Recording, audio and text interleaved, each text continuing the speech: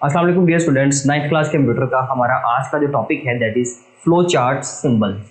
हम सिंबल्स पढ़ेंगे flow chart के अंदर कौन कौन से इस्तेमाल होते हैं, क्या शेप्स हैं उनकी और क्या रूल्स हैं उनको बनाने के लिए। ये सब कुछ जानते हैं जी हमें अपने आज के इस लेक्चर के अंदर। जी तो स्टूडेंट्स, फ्लो चार्ट जब हम बनाने की कोशिश करेंगे तो उसमें डेफिनेटली कुछ शेप्स चाहिए, क्योंकि हम ऑलरेडी पढ़ चुके हैं कि फ्लो चार्ट की डेफिनेशन क्या है। पिक्टोरियल रिप्रेजेंटेशन या graphical representation of an algorithm और two steps to make a problem solve. एक प्रॉब्लम को सोल्व करने के लिए जितना भी हमारे पास उसके लिए जो भी मटेरियल है, उस मटेरियल को, उस कंटेंट को हम पिक्चर की फॉर्म में रिप्रेजेंट करेंगे तो उसको फ्लो चार्ट कहा जाएगा। यानी कि जो भी टेक्स्ट लिखेंगे उसका एक हमारे पास पिक्चर फॉर्म में एक डाटा आएगा।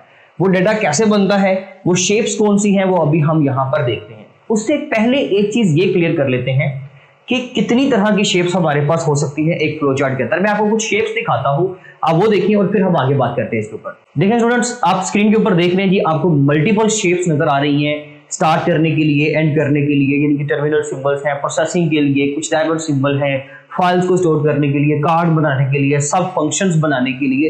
ये मल्टीपल शेप्स हम लोग फ्लो चार्ट के अंदर इस्तेमाल कर सकते हैं। मींस के एक फ्लो चार्ट बनाने के लिए जितनी भी तरह का टेक्सचुअल डाटा होता है जो हम लिखते हैं उसकी कोई ना कोई पिक्चर लाजमी तौर पे फ्लो चार्ट के अंदर पाई जाती है।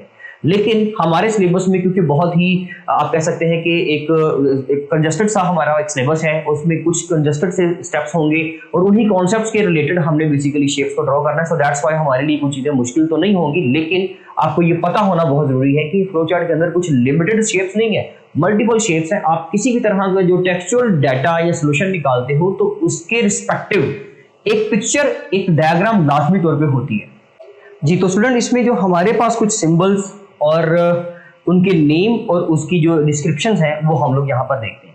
सबसे पहले सिंबल्स के बारे में बात करते हैं। देखें स्टूडेंट्स, इसमें एक सिंबल हमारे पास होता है जी, ये एरो शेप्ड।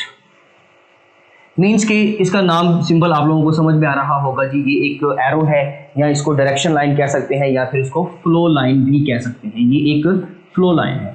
फ्लो चार्ट के अंदर डायरेक्शन को रिप्रेजेंट करने के लिए हम लोग एरोज इस्तेमाल करते हैं। ये एरोज दो तरीके से इस्तेमाल होगा, ये लेफ्ट टू राइट होगा या फिर टॉप टू बॉटम होगा। इसके अलावा ये बॉटम टू टॉप भी हो सकता है और राइट टू लेफ्ट भी हो सकता है, लेकिन एक्सेप्शनल केसेस में मोस्टली ये होता है कि इसकी जो डायरेक्शन होती है वो फ्रॉम लेफ्ट टू राइट या टॉप टू बॉटम होती है। तो डायरेक्शन और या फिर दो लाइंस को, दो शेप्स को कनेक्ट करने के लिए जो हम लोग सिंबल यूज करेंगे उसके लिए हम लोग एरो लाइन यूज करेंगे। मींस के ये एरो हेड यूज करेंगे और फ्लो लाइन इस्तेमाल करेंगे। नेक्स्ट वन इज है हमारे पास ही एक ओवल शेप में सिंबल जिसको टर्मिनल कहा जाता है। ये बेसिकली जब आप इस्तेमाल करेंगे मींस के आप फ्लो चार्ट को स्टार्ट कर रहे हो, फ्लो चार्ट को स्टार्ट करते वक्त या एंड करते वक्त, स्टार्टिंग पे और एंडिंग पे यही एक सिंबल आएगा। जब आपका फ्लो चार्ट स्टार्ट होगा तो सबसे पहला सिंबल यही होगा, जब फ्लो चार्ट खत्म होगा तो सबसे लास्ट पे जो होगा हमारे पास यही वाला होगा सिंबल। ठीक है जी, ये मैं आपको इसकी डिस्क्रिप्शन साथ में बता जा रहा हूँ। तो हमारे पास सिंबल्स, नेम्स और उनकी डिस्क्रिप्शन आ रही है। ठीक है जी। अच्छा, उसके बाद अगर हम नेक्स्ट बात करें जी, हमारे पास एक सिंबल है रेक्टेंगल शेप का, जिसको हम लोग बोलते हैं प्रोसेस सिंबल।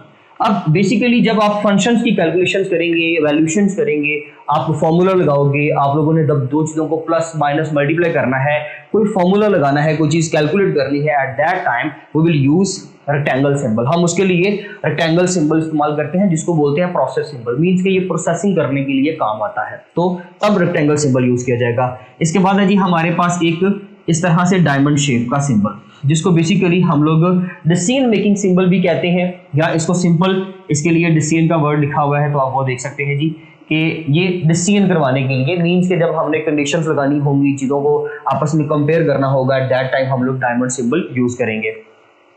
इसके अलावा स्टूडेंट हमारे पास एक सिंबल है जी पैरेललोग्राम। ये बहुत इंपॉर्टेंट सिंबल है। इनपुट या आउटपुट करने के लिए हम लोग ये वाला सिंबल इस्तेमाल करते हैं। इनपुट करने के लिए या जब आउटपुट के स्टेप्स करेंगे हम लोग तो तब ये वाला सिंबल यूज किया जाएगा। हमने जब भी एक फंक्शन के अंदर या एक प्रोग्राम के अंदर जो चीजें डाटा हमने देना है सिस्टम को, उसको इनपुट बोलते हैं, तो तब भी हम लोग इनपुट सिंबल यूज करेंगे। और जब हम सिस्टम से आउटपुट लेंगे, रिजल्ट लेंगे, डिस्प्ले हासिल करेंगे, एट दैट टाइम हम तब भी यही सिंबल यूज करेंगे। इसके अलावा हमारे पास एक सिंबल है जी ये वाला स्मॉल सर्कल। ये बेसिकली क्या है, कनेक्टर सिंबल। कनेक्टर सिंबल भी इस्तेमाल किया जाता है वहां पर जहां पर मल्टीपल एरोज आ जाएं, मुख्तलिफ जगहों से होते हुए, मुख्तलिफ शेप से होते हुए जब हमारे पास एरोज आया करेंगे तो उन एरोज को इंटरेक्ट करने के लिए हम सेंटर में एक कनेक्टर सिंबल यूज करेंगे। इसको कैसे करेंगे और ये किस तरह से बनाया जाएंगे फ्लो चार्ट, इंशाल्लाह देखते हैं हम अपनी नेक्स्ट आने वाली एग्जांपल्स में। आज का लेक्चर यहाँ तक था, इंशाल्लाह मिलते हैं अपने नेक्स्ट लेक्चर में, तब तक के लिए अल्लाह हाफिज।